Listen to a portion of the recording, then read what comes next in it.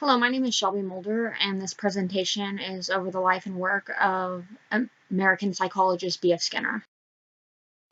B.F. Skinner was born in 1904 in a small town in Pennsylvania. He went to Hamilton College in New York, where he aspired to become a writer. After graduating from Hamilton, he spent a year focusing on his writing. He referred to this year as his dark year. During this year, he discovered behaviorism and the works of Watson and Pavlov and decided to go to Harvard to study psychology in 1928. He received his PhD in 1931 and stayed at the university as a researcher until 1936. Skinner's first book was called The Behavior of Organisms. It was published in 1938 and really was a depiction of his studies at Harvard. A main component of Skinner's first book was his identification of two types of conditioning. There was type S and type R. Type S was the form of conditioning that Pavlov introduced, referred to as classical conditioning, and type R was introduced by Skinner and referred to as operant conditioning. And type S, there's a primary focus around the pairing of different stimuli, an unconditioned stimulus with a conditioned stimulus to create a conditioned response. Now, with Skinner's operant conditioning, there was more of a focus around reward and punishment and using reinforcements and negative and positive consequences to shape behaviors. The air crib was one of Skinner's first inventions. It was an enclosure that could control the temperature and humidity with a plexiglass pane on the front in order to allow a child to see throughout a room without being restricted by blankets or clothing, and this also reduced the amount of laundry that was required and blocked noises and germs as well.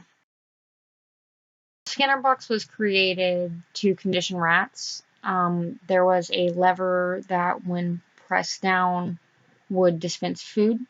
And then there was also an electrical grid lining the bottom that could be used to administer shocks as a form of punishment. There are also a couple other little devices like signal lights and speakers that were used as stimulus control. In the Pigeon Project, Skinner and a team of his students sought to train pigeons to aim missiles during World War II. He actually developed a complete prototype for it and demonstrated its effectiveness, but the military actually shut the project down. The teaching machine was developed in the 1960s during a time of great technological innovation in America. It was initially regarded as a revolutionary educational tool, and advocates of it thought that it would completely change the classroom. However, it didn't really live up to its expectations. This might have been because of the uprising of the computer, kind of deeming the technology obsolete, or it could have been because critics thought that the machine was extremely dehumanizing and found it to be detrimental to a child's social capabilities. They thought that there was a strong bond between a teacher and student, and that this was necessary for successful learning. Skinner's work had influence on four main areas in mainstream psychology today. These areas were the role of the unconsciousness, the human language, the impact of disposition in psychology, and mindfulness. Skinner agreed with Freud that a vast portion of human behavior is caused by reasons unknown to the individual. He actually quoted Freud more than any other author within his work, and believed strongly that our behaviors were shaped by unconscious events within any given environment throughout our life.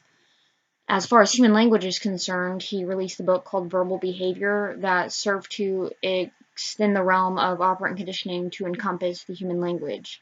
He actually spent over 20 years revising the text with his colleagues and students. As far as the impact of disposition in psychology, he thought this impact was most certainly negative.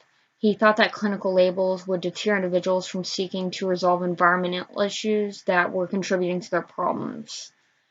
As far as mindfulness, Skinner believed that being in control of one's environment was the prominent factor necessary for directing individual behaviors. He was extremely aware of his surroundings and very skilled in altering them.